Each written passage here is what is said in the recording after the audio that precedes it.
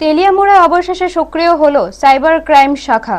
ভুয়ো social media কার্যকলাপ ঘিরে চাঞ্চল্য ছড়িয়েছে এলাকা জুড়ে।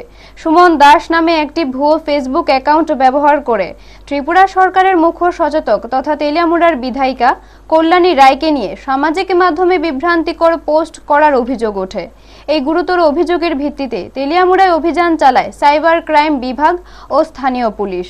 পুলিশ সূত্রে জানা গেছে, এই ঘটনায় জড়িত থাকার অভিযোগে দীপনাথ ভৌমিক ও সন্দীপ চক্রবর্তী নামে দুই অভিযুক্তকে শনাক্ত করা হয়েছে। তবে অভিযানের সময় তারা পলাতক থাকায় এখনো গ্রেপ্তার করা সম্ভব হয়নি। তাদের খোঁজে তল্লাশি জোরদার করেছে পুলিশ। এই ঘটনায় অভিযুক্তদের বিরুদ্ধে মামলা দায়ের করা হয়েছে। পুলিশের পক্ষ থেকে জানানো হয়েছে, খুব শীঘ্রই পলাতক অভিযুক্তদের গ্রেপ্তার করা হবে এবং এ ধরনের অপরাধের বিরুদ্ধে কড়া পদক্ষেপ নেওয়া হবে। ব্যুরো রিপোর্ট, নিউজ তৎকাল 24। Crime case number 1726। এই কেসে তাই আমরা জিজ্ঞাসাবাদ করার জন্য আসলাম আর কিন্তু উনি নাই বাড়িতে। কি অভিযোগ আসলো? তার নামে কি অভিযোগ আসলো স্যার? ফেসবুকের ম্যাটার। ও আচ্ছা, কার বিরুদ্ধে অভিযুক্ত ইয়ে আসলো? এটা দীপ্তনু ভৌমিক। ও তো মানে কে মামলা করেছে ওর বিরুদ্ধে স্পেসিফিকলি?